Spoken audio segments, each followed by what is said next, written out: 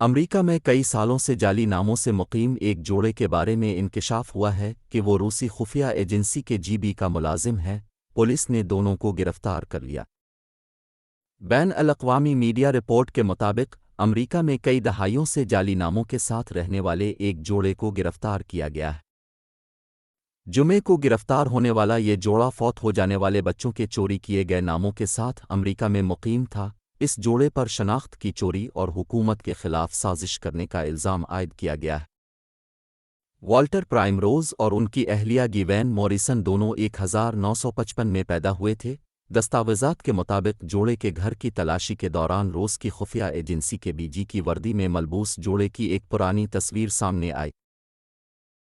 ایک فیڈرل جج نے جمعرات کو شوہر کے فرار ہو جانے کا خطرے کے پیش نظر اسے مسلسل حراست میں رکھنے کا حکم دیا، جبکہ اہلیہ اگلے ہفتے جج کے سامنے پیش ہوں گی۔ فرد جرم کے مطابق اس جوڑے نے 1970 کی دہائی میں ٹیکسس میں ایک ساتھ تعلیم حاصل کی اور 1980 میں وہیں شادی کی۔ نامعلوم وجوہات کی بنا پر 1987 میں انہوں نے بابی فورٹ اور جولی مونٹیگ کی شناخت اختیار کی۔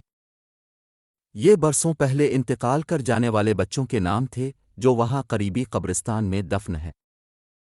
اس جوڑے نے 1988 میں فرضی شناخت کے تحت دوبارہ شادی کی۔ 1994 میں بابی فورٹ کوسٹ گارڈ میں شامل ہوا، جہاں اس نے 20 سال تک خدمات انجام دیں۔ بعد ازاں اس نے محکمہ دفاع کے کنٹریکٹر کے طور پر کام شروع کر دیا۔ ان برسوں کے دوران اس جوڑے نے اپنی غلط شناخت کے تحت متعدد سرکاری دستاویزات حاصل کیں، جن میں ڈرائیونگ لائسنس اور کئی پاسپورٹ شامل ہیں۔ اگرچہ فرد جرم میں ان پر جاسوسی کا الزام نہیں ہے، لیکن ان کی ضمانت کی مخالفت میں دائر کی گئی دستاویز ایک پیچیدہ کیس کی نشاندہی کرتی ہے۔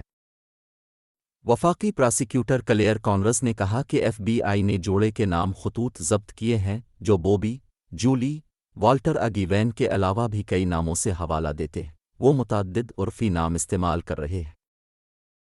کانرس نے کہا کہ موریسن کے ایک رشتہ دار نے ایف بی آئی کے اہلکاروں کو بتایا کہ وہ رومانیہ میں اس وقت مقیم تھی جب وہ کمیونسٹ بلاک کا حصہ تھا۔ پراسیکیوٹر نے بتایا کہ والٹر پرائمروز کو اپنے تمام غیر ملکی سفروں کی اطلاع دینی تھی، لیکن وہ کینیڈا کے اپنے کئی دوروں کے بارے میں بتانے میں ناکام رہا تھا۔ موریسن کے وکیل میگن کاؤ کا کہنا ہے کہ ان کے موکل نے الزامات کی تردید کی ہے۔ ایک فیڈرل جج نے جمعرات کو شوہر کے فرار ہو جانے کا خطرے کے پیش نظر اسے مسلسل حراست میں رکھنے کا حکم دیا، جبکہ اہلیہ اگلے ہفتے جج کے سامنے پیش ہوں گی۔ فرد جرم کے مطابق اس جوڑے نے 1970 کی دہائی میں ٹیکسس میں ایک ساتھ تعلیم حاصل کی اور 1980 میں وہیں شادی کی۔ نامعلوم وجوہات کی بنا پر 1987 میں انہوں نے بابی فورٹ اور جولی مونٹیگ کی شناخت اختیار کی۔ یہ برسوں پہلے انتقال کر جانے والے بچوں کے نام تھے جو وہاں قریبی قبرستان میں دفن ہیں۔ اس جوڑے نے 1988 میں فرضی شناخت کے تحت دوبارہ شادی کی۔ 1994 میں بابی فورٹ کوسٹ گارڈ میں شامل ہوا، جہاں اس نے 20 سال تک خدمات انجام دیں۔ بعد ازاں اس نے محکمہ دفاع کے کنٹریکٹر کے طور پر کام شروع کر دیا۔ ان برسوں کے دوران اس جوڑے نے اپنی غلط شناخت کے تحت متعدد سرکاری دستاویزات حاصل کیں، جن میں ڈرائیونگ لائسنس اور کئی پاسپورٹ شامل ہیں۔ اگرچہ فرد جرم میں ان پر جاسوسی کا الزام نہیں ہے، لیکن ان کی ضمانت کی مخالفت میں دائر کی گئی۔